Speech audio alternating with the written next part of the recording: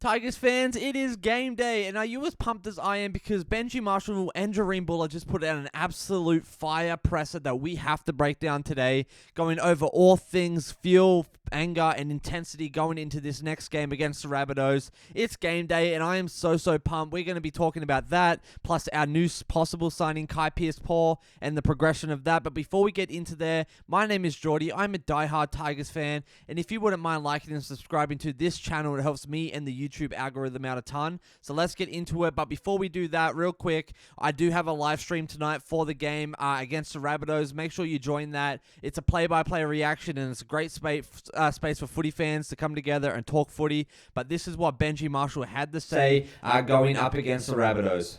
Oh, look, we just took accountability, ownership, and responsibility around our performance and preparation, and we know that we're better than that. And reality check, wake-up call, whatever you want to call it, it was definitely that. But it doesn't define us. I think that's the main message. You know, we're 5-5 in our season, and a lot more upside in what we can do.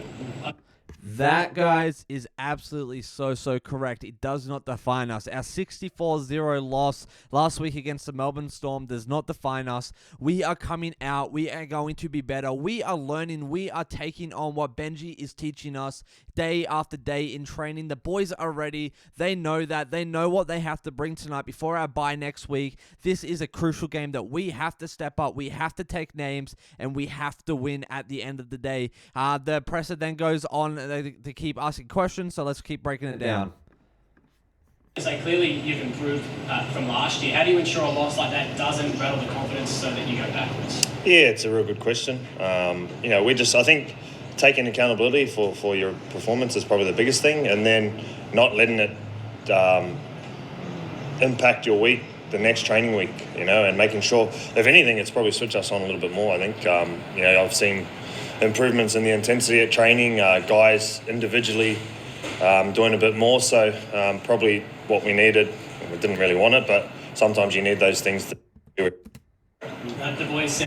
Absolutely. Sometimes you need those things to kind of nip you in the butt.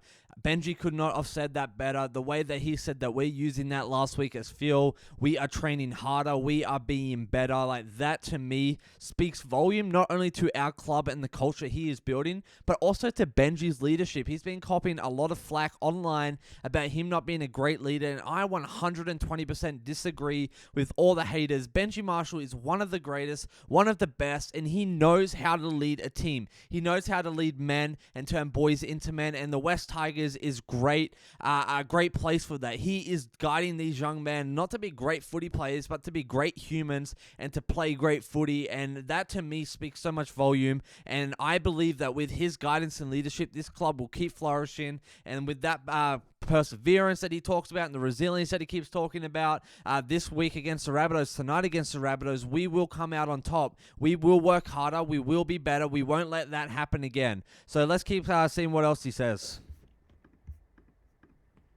Showed them, you know, reviewed some of the game. What was it like, and what was the atmosphere like reviewing that? Oh, it's just, you just can't just push it to the side and pretend it didn't happen. Otherwise, you don't learn from it, you know. So for us, it's just learn the things that we need to be better at and be embarrassed by it, hurt from it, but then use that to what you do for the next week, you know. So I'm really excited about what we're going to do this week. After a loss like that, I remember playing the way you want to come out the next week, and I've seen some good things at training off the back of it. 100%. He remembers playing in these moments, and that's the key to, I think, to our leadership this year and to our success this year, is using Benji Marshall's veteran spirit, his seasonality, to be like, hey, I've been in your shoes before, guys. I've been in your shoes before, Lockie Galvin. I get what it's like to be the prodigy, to be the absolute best. Jerome Luai, I know what it's like to be the best playmaker. Like, I get this. Terrell May, I know what it means to run hard and to give your 120% every single game, and making sure that we use the fuel and the fire from last week's win as an embarrassment to then turn that into fuel and fire and intensity to win against the Rabbitohs. And the way he said that, we shouldn't be embarrassed by that performance last week. And I was embarrassed on behalf of all Tigers fans, and I know that those boys are as well. And then Jareen Buller also pipes in this week in the player media as well, and so I want to break that down as well. So let's get into that. be involved with it. How disappointed are you with yourselves to basically have that result happen? Very disappointed because we know how good we can be, and that was nowhere near how good we can be. And I think we've had a good start to the season, and that was a pretty big shock for us. But like I said, it is a big wake-up call, and we're prepared to move on now. He said it himself. It was a big wake-up call. It was embarrassing. It was disappointing. We are going to move on now. The fact that they're not forgetting about it, but using that as fuel, and the fact that we see this firsthand, the players do care about this. They know something was off last game. We just weren't firing on all cylinders. Jahream Buller seems hungry, man, from his comments. Like, he knows that we got to be better. Benji wants them to be better, and I think Benji has set the tone and expectation. There was an expectation that we have that Benji has set, and that wasn't met last week, and they know that this week it has to be met, because then we're going to have serious problems and something like way deeper to look at. And so the fact that Jahream Buller is saying this on the presser too means and speaks volume, in my opinion. Would you guys agree? Let's keep watching to see what else he has to say. Once you had that review, how's the sort of reaction from the players been at training this week? No, very good. Very good reaction from the boys. Everyone's lifted up the intensity at training, and yeah, just prepared. Love that. Everyone has lifted up the intensity at training. That is what it's all about. The whole team has to be on board tonight, guys. The Rabbitohs win won't come easy. They're going to be attacking our right edge. They know that's our weak link. We got Stafford back, which I'm so pumped for him to be back.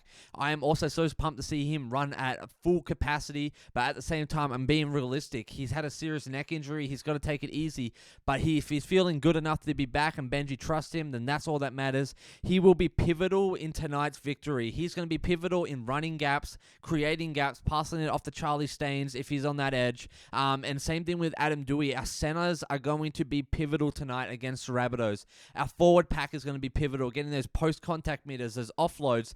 But most importantly, our biggest piece tonight is going to be Lockie Galvin and Jerome Luai leading the ship. Arpie's going to be right there. Jahream Buller's going to be right there. They have to steer the ship. They have to bring the tone, the intensity, the heat, the rhythm, all the things. Because tonight, it's more than just winning the game. It's a bounce back. It's a message, just a statement saying, hey, we aren't old Tigers. We aren't wooden spooners anymore. We have what it takes to freaking step up, take our losses, and turn them into victories. And if you're with me, let me know in the comments below, because we have our final team list, and we're going to quickly go over it before talking about Kai Pearce-Paul and some development there.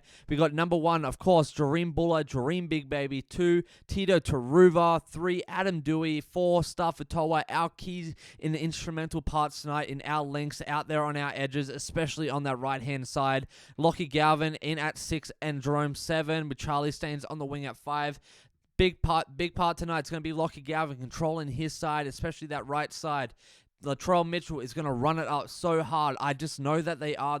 And previous teams did. That was part of Storm's victories last week as well. They kept passing out to that right-hand side because they knew that was our weak link. Terrell May, run it hard. I know there's a lot of Origin kind of disappointment and rumor at the moment, but let this be even more reason to play your absolute balls to the wall going up against the Rabbitohs tonight. Number 9, Uppy, step it up, my guy. Go hard. Just be relentless. Just don't go in there thinking half-heartedly. Go in there, own the field, do what you do. Go do those quick passes, those quick play the balls, those quick dummy darts, all the things. Do what you do. Lead with integrity and lead with passion. And Royce Hunt, my goodness, I am so pumped to see him on there, guys. I guarantee he's going to come on, bring the heat, bring the intensity, bring the freaking victory to us tonight. He's going to be so pivotal in making sure we gas out the other team, especially when they're on defense. Like him running into the defensive wall and then stopping them when they're on attack as well is going to be huge and crucial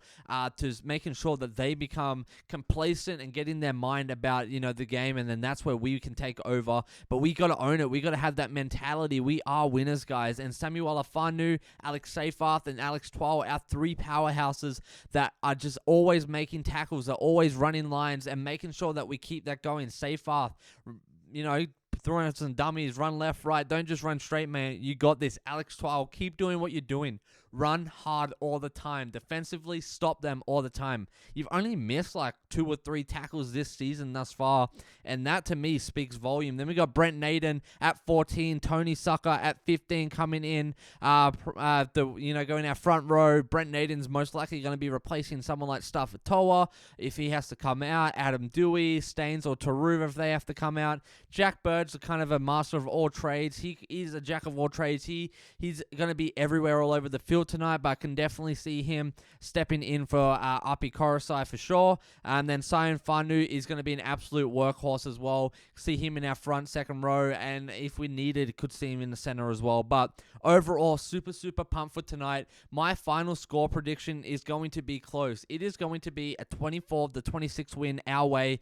That is my final score prediction. I am calling Charlie Staines to have the first try out on the wing there. I believe Adam Dewey or Stafatoa, whoever's there, his center, I'm guessing it's going to be Stafatoa. He's going to fake a little dummy. He's going to run through off into him. It's going to be great. He's going to step inside. He's going to put it down out on the edge there. It's going to be great. And then speaking of that, like running through lines is some more development around Kai Pearce-Paul and what that's going to look like. And it's looking like we are actually going to sign him, West Tigers fans. Fox League just put out this sweet article talking about the Broncos bidding war and all of that. But we can see here Benji Marshall set the bolster. His forward fact was 2026, which is crucial because we need more depth. And Kai Pearce-Paul reportedly is on the verge of signing with the West Tigers. It should be done in the next week or two. He'll be at the Tigers next year. Reed added on Triple M. And I am so pumped to be part of that. There's also been suggestion earlier in the year that Pearce-Paul could end up being a part of the Tigers 3 club player swap involving Knights and Eels, but Reed says he doesn't believe that will happen anymore. I am so pumped that he will come onto the team. And same thing here from Total Rugby League, talking about how West Tigers are leading the race for this 24-year-old and for his 2026 NRL campaign. And I think we're going to see him signed here in the next couple weeks and possibly on the team in the next few weeks along with Taylor May, and I could not be more stoked for that. But just wanted to keep you guys updated on that because there was a little bit of development and things on social media starting to pop off, and I am so pumped. And yeah, guys, it is game day.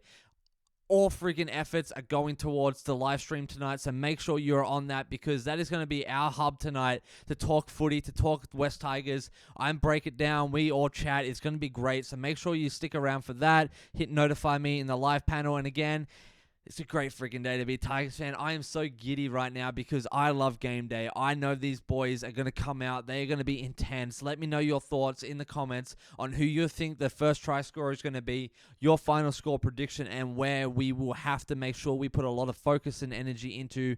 I'm calling Charlie Staines' first try, 24-26, our lead, and then our biggest area of improvement, or if you want a surveillance, if you will, is going to be our right edge as like the last few weeks. But as always, guys, great freaking year to be a Tigers fan, but even better, great freaking day to be a Tigers fan. It's game day. Hype up the boys in the comments below. Let me know all your thoughts and discussions. Make sure you like and subscribe because we are building an awesome community here. And if you want to be part of something bigger and greater, make sure you join the membership program because we have our own group chat now, Discord server, if you want to call it that, where we can talk all things West Tigers, get to know each other. It's just an awesome, great community that is more than just a comment section. But I have some really exciting things in the works, and we have an NRL analysis coming on the show next week. I'm super pumped. You guys remember Isaac Issa, so if you have any questions for him, make sure you drop them in the comments below. We just got a huge week coming up, and I'm so pumped.